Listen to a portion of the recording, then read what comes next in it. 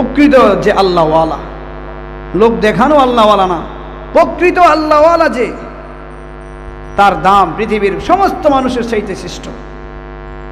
আল্লাহ তাআলা বলেন উলাইকা হুম খায়রুল বারিয়া, সে হলো দুনিয়ার মানুষের ভিতরে সর্বশ্রেষ্ঠ মানুষ।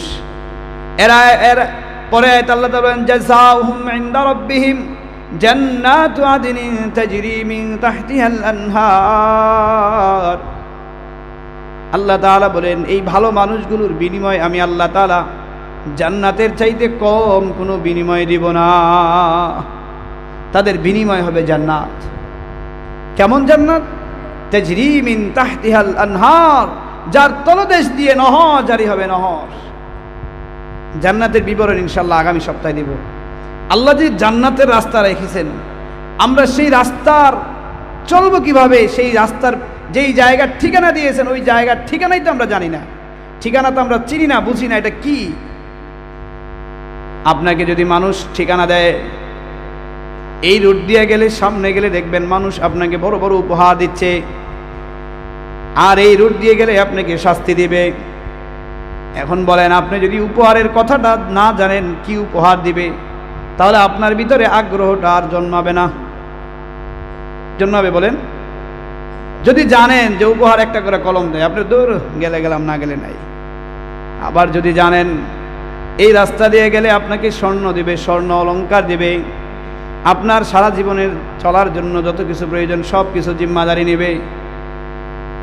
এবার দুইটা রাস্তা যখন দেখাইবে, আপনি জানার পরে এবার চিন্তা করবেন এই রাউডে যাই, কারণ সারা জীবন আমাকে ব্যবস্থা করবে।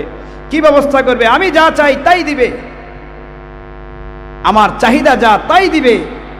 আমি যদি আসমানের দিকে তাকিয়ে বলি আল্লাহ ওই যে পাখিগুলো উঠতেছে, আমি পাখিগুলো খাবো, আল্লাহ তাআলা জান্নাতি ব্যক্তির কথাটার সাথে সাথে কবুল করে পাখিগুলো ভুনা করে তার সামনে দিয়ে দিবে। এই জন্য জান্নাতি ব্যক্তির চাহিদা যা হবে আল্লাহ তাআলা সেই জান্নাতের ভিতরে তার জন্য তাই ব্যবস্থা করে দিবেন। জান্নাতের ভিতরে নদী থাকবে, দুধের নহর থাকবে, মধুর নহর থাকবে, মদের নহর থাকবে, মদ। যে মদ খাওয়ার পরে আর মাতাল হবেন না, কিন্তু এত সুস্বাদু দুনিয়ার কোনো কিছু এত সুস্বাদু হতে পারে না। তো জান্নাতের বিবরণী আমরা জানি না, যার কারণে ওই রাস্তায় যে চলবো, ওই চলার রাস্তাতে আমাদের চলতে মন চায় না। এই জন্য আল্লাহ তাআলা বলেন আমি দুইটা রাস্তা রেখে দিয়েছি, একটা হলো জান্নাতের রাস্তা, আরেকটা হলো জাহান্নামের রাস্তা। এই দুটো রাস্তায় চলার স্বাধীনতা আমি আল্লাহ তাআলা তোমাকে দিয়েছি। তুমি চাইলে জান্নাতের রাস্তায় চলতে পারো, চাইলে জাহান্নামের রাস্তায় চলতে পারো, কিন্তু এর বিচার, এর সমাধান হবে কাল কিয়ামতের ময়দানে। সেদিন আল্লাহ তাআলা দেখবে তুমি কি জান্নাতের রাস্তায় চলেছো না জাহান্নামের রাস্তায় চলেছো। প্রশ্ন জাগে জান্নাতের রাস্তা কি? আল্লাহ তাআলা কুরআনুল কারীমের বারবার এই কথাটাই বলেছিলেন, ইন্নাল্লাযীনা আমানু ওয়া আমিলুস সলিহাত, যারা নেক আমল করবে, ঈমান আনবে আর নেক আমল করবে, তাদের জন্যই হবে জান্নাতের রাস্তা। সুতরাং নেক আমল কবুল হওয়ার জন্য শর্ত হলো ঈমান আনতে হবে। এই জন্য আল্লাহ তাআলা সব জায়গায় বলেন ইন্নাল্লাযীনা আমানু, আগে ঈমান, এরপরে নেক আমল। আপনি ঈমান আনেন না, আল্লাহকে বিশ্বাস করেন না, আপনি নবীকে বিশ্বাস করেন না, কিন্তু জনগণের উপকার করেন, আপনার এই জনগণের উপকারের কোনো দাম নাই। কয় লোকটা বড় সমাজ সেবক, কিন্তু সে নাস্তিক, ওই নাস্তিক ব্যক্তির সমাজ সেবকের কোনো দাম নাই। মৃত ব্যক্তির হাতে যদি টাকা থাকে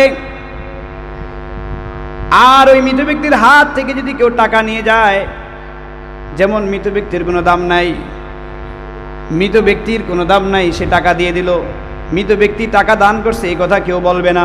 এই কথা বলবে? একজন মানুষ মারা গেছে, তার হাতে টাকা আছে, আরেকজন নিয়ে গেছে, এমন সে যদি গিয়ে বলে, আদালতে গিয়ে বলে আমাকে সেই মৃত ব্যক্তি আমাকে এই টাকাটা দিয়েছে, আদালত কি বিশ্বাস করবে? তাকে চোর বলে সাব্যস্ত করবে।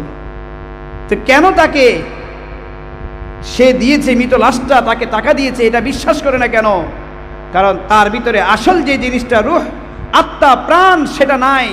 সেটা না থাকার কারণে যেমন তার কোনো দাম নাই, এখন আর মৃত ব্যক্তির কোনো দাম নাই। তার হাত থেকে নেক, তার বুকের উপর থেকে নেক, যেখান থেকে নেক, তার কোনো দাম নাই। ঠিক একটা মানুষের ঈমান না থাকলে তার কোনো সমাজেও দাম নেই। এই লোকটি যদি বড় মসজিদ করে দেয়, ঈমান নাই, এই ব্যক্তির এই মসজিদ কিয়ামতের ময়দানে থেকে জান্নাত পর্যন্ত পৌঁছাইতে পারবে না, বরঞ্চ আল্লাহ তাআলা তাকে আরো বেশি পাকড়াও করবে।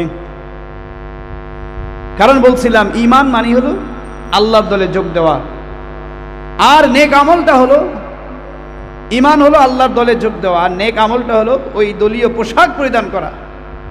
কেউ যদি পুলিশের চাকরি না করে, পুলিশের জন্য সিবি না দেয়, চাকরিও নিশ্চিত না হয়, এই ব্যক্তি যদি পোশাক পরিধান করে পুলিশের পোশাক, তাহলে তাকে যেমন আদালতে নেওয়া হবে। মানুষের ঈমান ছাড়া আমলের কোনো দাম নাই। এই আমলের জন্য সে আল্লাহর দরবারে পাকড়াও হয়ে যাবে।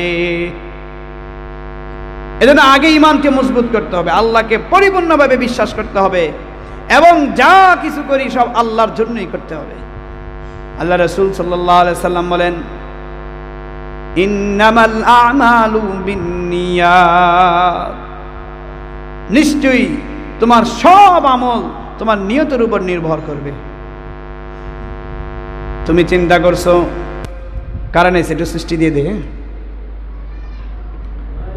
তুমি চিন্তা করছো সামনে আমার নির্বাচন, আমি নির্বাচনে যদি দাঁড়াই, আগে আমার সমাজ সেবক করতে হবে, দান করতে হবে, মানুষের সাথে ভালো আচরণ করতে হবে। বুঝতে হবে যে এটা তোমার আল্লাহর জন্য নয়, তুমি ভোটে জয়যুক্ত হওয়ার জন্য মানুষের সাথে ভালো আচরণ করেছো, আবার জয় হওয়ার পরে আর কোনো ভালো আচরণ নাই। বোঝা গেল আগে যেই নেক আমলগুলো করেছি এগুলো আমি মানুষকে দেখানোর জন্য করেছি, নির্বাচনের জন্য করেছি। কিন্তু তুমি যদি আগেও ভালো করো, পরেও ভালো করো, তোমার আচরণে যদি মানুষ ভালো বলে, তোমার ব্যবহারে যদি মানুষ ভালো বলে, বুঝতে হবে আমি প্রকৃতপক্ষেই আল্লাহ তাআলার জন্য করেছি। অতএব ইন্নামাল আমালু বিন্নিয়াত, আমলটাকে করতে হবে একমাত্র আল্লাহ তাআলাকে রাজি করার জন্য। যা কিছু করি আল্লাহ তাআলাকে রাজি করার জন্য। এমন যেন না হয় বিশাল আয়োজন করেছি, মেহমান আসার কথা 400, মেহমান আইছে 200, আরো 200 জনের খাবার অতিরিক্ত রয়ে গিয়েছে, কি করবো এটা? কয় ওই যে এতিমখানায় দিয়ে আসো। এই খাবারটা তোমার এতিমখানার জন্য নয়, এই খাবারটা তুমি আল্লাহর জন্য নয়, এই খাবারটা তুমি বানাইছিলা মেহমানদের জন্য। এখন যখন বেশি হয়ে গেছে কি করবা? এবার এতিমখানায় দিয়ে দাও। এটা আল্লাহর জন্য হইল না, এটা আল্লাহর জন্য হলো না। আল্লাহর জন্যই করতে হবে, যা কিছু করে আল্লাহর জন্যই করতে হবে। আমার এই আল্লাহর জন্য করতে গিয়ে কে রাগ হয়, কে নারাজ হয়, এটুকু আমার দেখা যাবে না। দেখতে হবে আমি আল্লাহর জন্য নেক আমল করব, আল্লাহর দলে যোগ দিয়েছি, আল্লাহর যা করার আল্লাহ যেভাবে আদেশ করে আমি সেভাবেই মানব, যে যা থেকে নিষেধ করে তা থেকেই আমি বেঁচে থাকব। তাহলেই আপনার জান্নাতের রাস্তায় চলা হবে। আর যদি আল্লাহর জন্য না করি, তাহলে জান্নাতের রাস্তায় চলা হবে না, ধোঁকা দেওয়া হবে, ধোঁকা। আর জাহান্নামের রাস্তা কোনটা? আল্লাহ তাআলা বলেন, ইন্নাল্লাযীনা কাফারু, নিশ্চয়ই যারা কুফরি করে তাদের জন্য ঠিকানা হবে জাহান্নাম, তাদের ঠিকানা হবে জাহান্নাম। বোঝা গেল জাহান্নামের রাস্তা হলো কুফরির রাস্তা। মানুষ এক রকমের প্রকাশ্যে কুফরি করে, যেমন অমুসলিম। হিন্দুরা মূর্তি পূজা করে প্রকাশ্যে কুফরি করে, ইয়াহুদিরা আল্লাহকে মানে কিন্তু আল্লাহর সাথে আরও 3 খোদাকে দাবি করে, প্রকাশ্যে কুফরি করে।